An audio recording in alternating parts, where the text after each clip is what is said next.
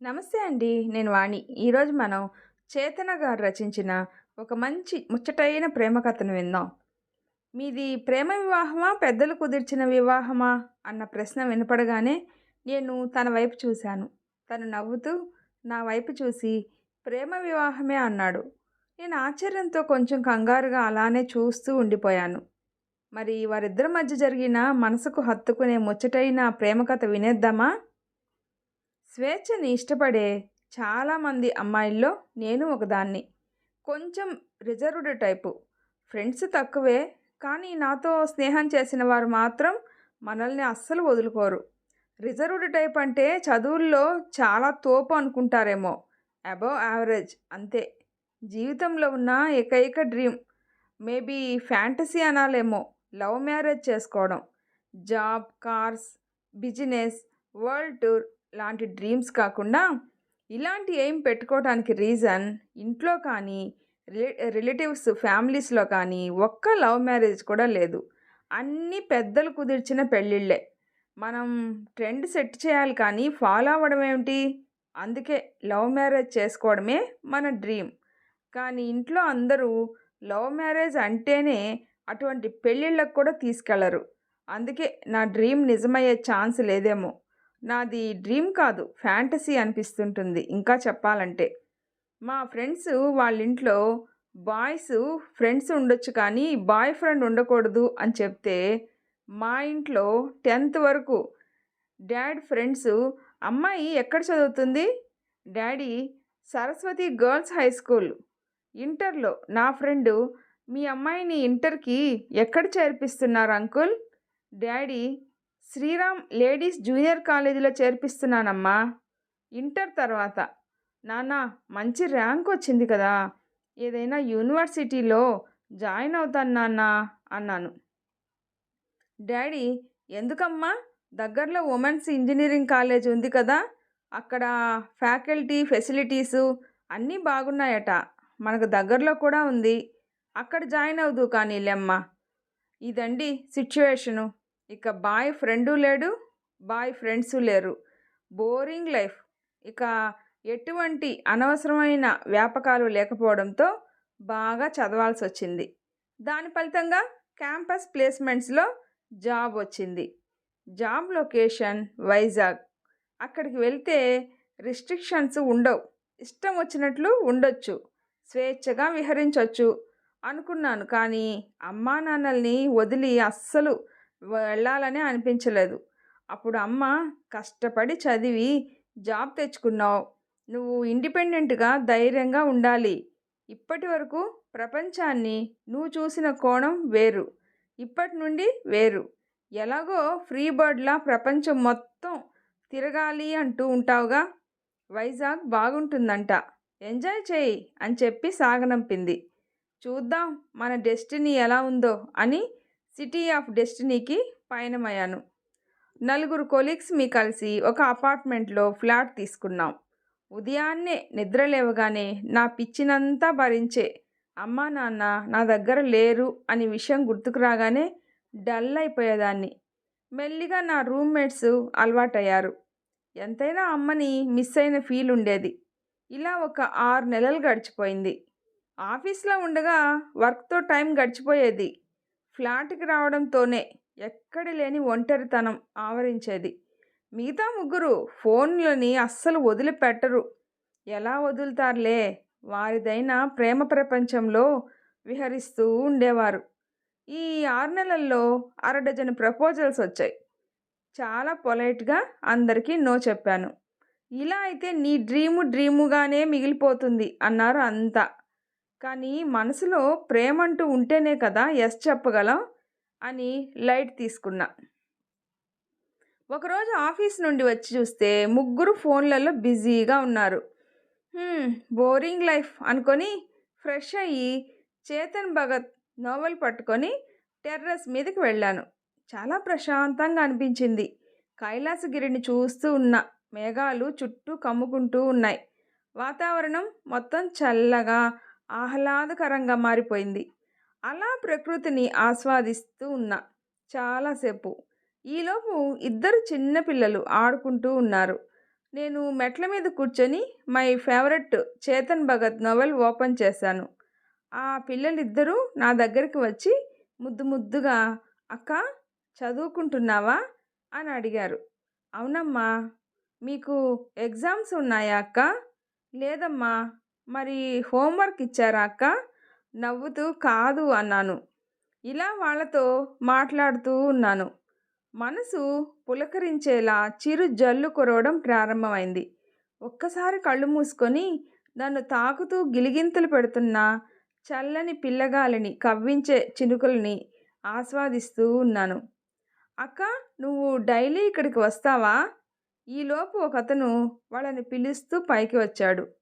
కళ్ళు తెరిచి చూసేసరికి బ్లాక్ బ్లేజర్లో గాగుల్స్ పెట్టుకొని చాలా హ్యాండ్సమ్గా ఉన్నాడతను. గాలికి చెదురుతున్న తన హెయిర్ని అలా చేత్తో సరిచేస్తూ అబ్బా ఎంత బాగున్నాడో అలా అనుకుంటూనే టక్కున మొహం బుక్లో దూర్చేశాను. సరే అక్క, అన్నయ్య పిలుస్తున్నాడు, మేము వెళ్తాం, బాయ్ అని చెప్పి వెళ్ళిపోయారు వారు. నైట్ పడుకున్నానే కానీ అతనే గుర్తొస్తున్నాడు. అబ్బా ఎందుకు అలా చేశాను, ఇంకొంచెం సేపు తనని చూడాల్సింది అని తెగ ఫీల్ అయ్యాను. తర్వాత రోజు ఆఫీస్ నుండి రాగానే హెడ్ ఫోన్స్ పట్టుకొని టెర్రస్ మీదకి వెళ్ళాను. ఇళయరాజా సాంగ్స్ వింటున్న అమ్మ ఫోన్ చేసింది. మాట్లాడుతూ అటు ఇటు తిరుగుతూ ఉన్నాను. అప్పుడే వచ్చాడు హీరో టెర్రస్ మీదకి. ఎందుకో తెలీదు, కంగారుగా అనిపించింది. కిందకి వెళ్ళిపోయా. నైట్ మళ్ళీ నాతో నాకే యుద్ధం స్టార్ట్. మనసులో అనుకుంటూ ఉన్నాను, ఎందుకు అలా వచ్చేసావు? తనని చూడగానే కంగారుగా అనిపించింది. ఎందుకు కంగారు? ఏమో తెలియట్లేదు. నువ్వు ఇలా ఇంట్రావర్ట్గానే ఉంటావా? ఇలా ఉంటే నీకు ఈ జన్మలో లవ్ మ్యారేజ్ అయినట్టే. నో, ఈసారి అతను కనిపిస్తే ఖచ్చితంగా మాట్లాడతాను. ఇలా నా మనసులో నేనే మాట్లాడుకుంటూ ఉన్నాను. తర్వాతి రోజు ఈవినింగ్ మెట్ల మీద కూర్చొని సాంగ్స్ వింటూ ఉండగా ఇద్దరు పిల్లలు బుక్స్ పట్టుకొని వచ్చారు. ఒకరికి మ్యాథ్స్ డౌట్ ఉంటే చెప్పాను. ఇంకా అతను రాడేంటి అని ఎదురు చూస్తూ ఉన్నాను. ఇంకొక అమ్మాయి, అక్క నేను స్పెల్లింగ్ చదువుతాను, నువ్వు ప్రొనౌన్సియేషన్ చెప్తావా అని అడిగింది. సరే అని స్టార్ట్ చేసాం. C A T cat, D O G dog, A P P L E apple, C H A N D U Chandu. అది మా అన్నయ్య నేమక్క. ఓ అన్నయ్య అని అతను గట్టిగా అరిచేసరికి అటువైపు తిరిగి చూశాను. నిజంగా చంద్రుడే, ఎంత చక్కగా ఉన్నాడో. రెడ్ టీషర్ట్లో సూర్యుడిలా వెలిగిపోతున్నాడు. చూపు తిప్పుకోలేనంత అందంగా ఉన్నాడు. నవ్వుతూ నన్నే చూస్తున్నాడు. నాకు చాలా సిగ్గనిపించి తలదించుకున్నాను. అతని పేరు పలకడం, అతను నవ్వడం నాకు తెలియకుండానే నాకు సిగ్గు ముంచుకొచ్చి బుగ్గలు ఎరుపెక్కాయి. మనసేమో చూడు, ఎందుకు తలదించుకున్నావు అంటుంది. కానీ నా వల్ల కావడం లేదు. మళ్ళీ అనిపిస్తుంది ఇప్పుడు చూడకుండా తర్వాత బాధపడు అని.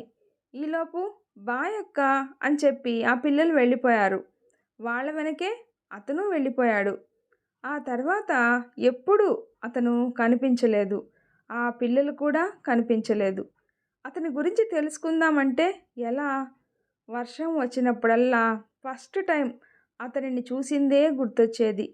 చివరిసారిగా నన్ను చూసి అతను నవ్విన నవ్వే గుర్తొచ్చి నాలో నేను మురిసిపోతూ ఉండేదాన్ని. అతను ఎక్కడున్నాడో గాని వెతకడం మొదలుపెట్టాను. ఒకే ఒక్కసారి అతను కనిపిస్తే బాగుండు అని ఎన్నిసార్లు అనుకున్నానో లెక్కే లేదు. పరిచయం లేని వారి కోసం పరుగులు పెట్టే మనసు, మాట వినకుండా అల్లరి చేసే వయసు తన కోసం వెదికేలా చేశాయి. కానీ తను కనిపించలేదు. నెల రోజుల తర్వాత వీకెండ్కి ఇంటికి రా అని చెప్పి అమ్మ కాల్ చేసింది. సరేనని చెప్పి బ్యాగ్ సర్దుకొని బయలుదేరాను. బస్సు బయలుదేరింది. ఆకాశాన్ని మేఘాలు కమ్మేశాయి. వర్షం కురవడం మొదలైంది. అతని గురించిన ఆలోచనలు మనసును కమ్మేశాయి. అతని గురించిన ఆలోచనలతో ఉండగానే దిగాల్సిన స్టేషను వచ్చేసింది. బస్సు దిగి ఇంటికి వెళ్ళాను. అమ్మా నాన్నను చూడగానే ఎక్కడ లేని సంతోషం వచ్చేసింది. ఆ రోజంతా అమ్మా నాన్నలతో హ్యాపీగా గడిపేశాను. తర్వాత రోజు ఉదయాన్నే టిఫిన్ చేసి టీవీ చూస్తూ కూర్చున్నాను. అమ్మొచ్చి, నాన్న నీకోసం సంబంధాలు చూస్తున్నారు. ఒకసారి ఈ ఫోటో చూసి నీకు ఓకే అయితే రేపే పెళ్లి చూపులు అని చెప్పింది. కాళ్ళ కింద భూమి కంపించినట్టు అనిపించింది. నా ఆశల సౌధం కూలిపోతున్నట్టు అనిపించింది. అమ్మతో నాకిష్టం లేదని ఇప్పుడే పెళ్లి చేసుకోను అని చెప్పాను. ఎందుకు? ఎవరినైనా ప్రేమించావా? అడిగింది అమ్మ. మనసులో అవునమ్మా, అతనిని చాలా ఇష్టపడుతున్నాను. కానీ అతని పేరు తప్ప నాకేం తెలీదు. ఇంకా తన గురించి ఏం చెప్పమంటావు నీకు? అమ్మా అది, అది అని నేను చెప్పేలోపే ప్రేమ లాంటివేమైనా ఉంటే నీ మనసులోనే దాచిపెట్టుకో. నాన్నగారి గురించి తెలుసుగా, ఏదేమైనా తను చూసిన సంబంధమే ఖాయం చేస్తారు. నువ్వు కాదు ప్రేమ, ప్రేమించిన వారిని పెళ్లి చేసుకుంటాను ఇలాంటివి అన్నావంటే ఈ సంబంధాలు కూడా కాకుండా ఎవరినైనా తీసుకొని వచ్చి వెంటనే పెళ్లి చేసేస్తారు. ఆటం బాంబును పేల్చి కాముగా వెళ్ళిపోయింది అమ్మ. నాకు ఏం చేయాలో తెలియలేదు. ఆలోచిస్తూ ఉంటే అమ్మ వచ్చి ఫోటో చూసావా అని అడిగింది. నాకు పెళ్లి చేసుకోవాలనే లేదు అని గట్టిగా అరిచాను. ఇప్పుడు కాకపోతే ఎప్పుడు చేసుకుంటావు? అమ్మ ఇంకా గట్టిగా అరిచింది. లైఫ్లో ఫస్ట్ టైం అమ్మ అంత గట్టిగా మాట్లాడటం చూసింది. అలాగే షాక్లో ఉండిపోయా. ఫోటో చూడు అని చూపించబోయింది. ఎలాగో నాకు ఇష్టం లేకుండానే పెళ్లి చేస్తున్నారుగా, మీ ఇష్టం వచ్చినట్టు చేయండి అని కోపంగా వెళ్ళిపోయాను. తర్వాత రోజు వైజాగ్ వెళ్ళిపోయాను. తనని గురించి ఇంకా ఆలోచిస్తూ తననే తలుచుకుంటూనే ఉన్నాను. ఒకే ఒక్కసారి అతను కనిపిస్తే బాగుండు అని అనుకుంటూనే ఉన్నాను. వారం రోజుల తర్వాత అమ్మ మళ్ళీ ఫోన్ చేసింది, ఇంటికి రమ్మని. నేను రాను అని కోపంగా అన్నాను. నిన్ను చూడాలనిపిస్తుంది అని సెంటిమెంట్ డైలాగ్స్ కొట్టి అమ్మ నన్ను ఇంటికి రప్పించి వేసింది. ఇంటికి వెళ్ళేసరికి బంధువులంతా ఇంటికి వచ్చి ఉన్నారు. వాళ్ళందరినీ చూడగానే చాలా కంగారుగా అనిపించింది. ఏం జరుగుతుందో అర్థం కాలేదు. భయమేసింది. పరుగులాంటి నడకతో ఇంట్లోకి వెళ్ళాను. అమ్మా, అమ్మా అని గట్టిగా అరుస్తూ ఉన్నాను. అమ్మ నవ్వుతూ వచ్చి వాటర్ ఇచ్చింది. గబగబా బాటిల్ మొత్తం తాగేశాను. ఏంటమ్మా ఇంతమంది వచ్చారు అని మెల్లగా అమ్మ చెవిలో అడిగాను. నీ ఇష్టాన్ని మేమందరం ఎలా కాదంటాం? అటువైపు వస్తూ చెప్పింది సుష్మా అక్క. ఒక నిమిషం నాకేమీ అర్థం కాలేదు. అమ్మ వస్తున్నా అంటూ వెళ్ళిపోతుంటే తన చెయ్యి పట్టుకొని రూమ్లోకి తీసుకువెళ్ళాను. ఒక గంట మంతనాల తర్వాత నేనే తగ్గి నిశ్చితార్థానికి ఒప్పుకోవాల్సి వచ్చింది.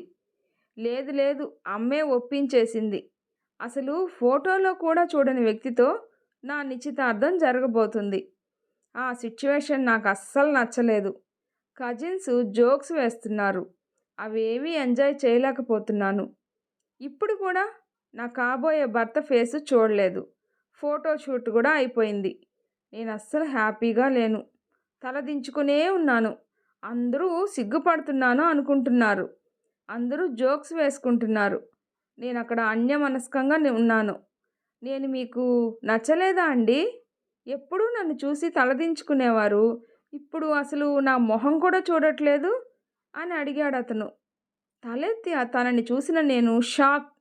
ఒక్కసారి గిల్లి చూసుకున్నా. ఎస్, తను చందునే. మొహంలోకి నవ్వు వచ్చి చేరింది. తెలియకుండానే చందు అన్నాను. అతను అదే మైమర్పించే నవ్వుతో నన్నే చూస్తున్నాడు. అంగరంగ వైభవంగా ఆనందోత్సాహాలతో జరిగింది మా పెళ్ళి. రిసెప్షన్లో అతని స్నేహితుల్లో ఒకరి వైఫ్ అడిగారు, మీది ప్రేమ వివాహమా, పెద్దలు కుదిర్చిన వివాహమా? ఆ ప్రశ్న వినపడగానే చందు వైపు చూశాను. చందు నవ్వుతూ నా వైపు చూసి ప్రేమ వివాహమే అన్నాడు. నేను ఆశ్చర్యంతో కొంచెం కంగారుగా నా మనసులోది ఎలా తెలిసిపోయింది అని అలా చూస్తూ ఉండిపోయాను. తర్వాత రోజు వ్రతం జరిగింది. చందుతో మాట్లాడాలి అని 2 రోజుల నుండి చూస్తున్నాను. అస్సలు కుదరడం లేదు. అతనేమో తన నవ్వుతో నన్ను కవ్విస్తూనే ఉన్నాడు. 3వ రోజు తొలి రాత్రి మనసులో అలజడితో గదిలోకి అడుగుపెట్టా. చందుతో మాట్లాడాలని, తనని ఒక విషయం అడగాలని, తనకి ఒక విషయం చెప్పాలని చాలా ప్రిపేర్ అయ్యాను. కానీ అతను నవ్వుతూ నన్ను చూస్తుంటే నన్ను నేనే మర్చిపోయి తననే చూస్తున్నాను. "ఏంటి అమ్మాయి గారు అలా చూస్తున్నారు?"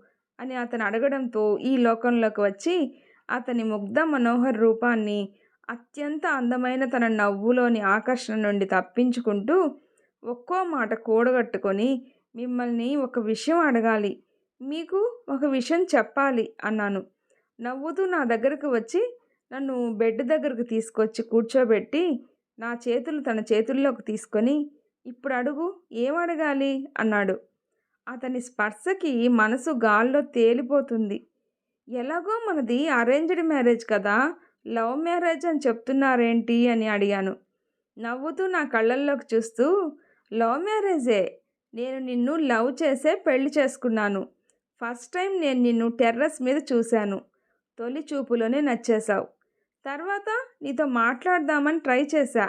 నువ్వసలు ఛాన్స్ ఇస్తేగా నన్ను చూసిన వెంటనే తలదించేసుకునేదానివి. నా పేరు నువ్వు పిలిచినప్పుడు నేనెంత ఆనందించానో మాటల్లో చెప్పలేను. బాబాయ్ పిల్లలు నిన్ను అక్క అక్క అని పిలుస్తుంటే తను అక్క కాదమ్మా వదినా అని చెప్పాను. అంతే. అది విన్న పిన్ని బాబాయ్ అమెరికా వెళ్ళిపోతూ ఈ విషయం అమ్మా నాన్నలకు చెప్పేశారు. మా అమ్మా నాన్నలు మీ అమ్మా నాన్నల్ని కలిసి మాట్లాడి మన పెళ్ళి కుదిర్చారు. అది జరిగింది." నేను హ్యాపీగా తనని హగ్ చేసుకున్నాను.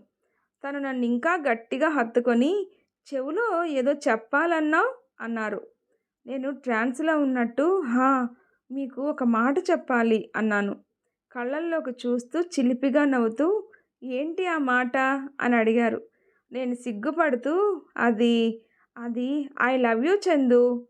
తను నవ్వుతూ నన్ను దగ్గరకు తీసుకొని, "ఐ లవ్ యూ టూ" అని చెప్పాడు. నేను చాలా హ్యాపీ. నా చందు నాతో ఉన్నందుకు.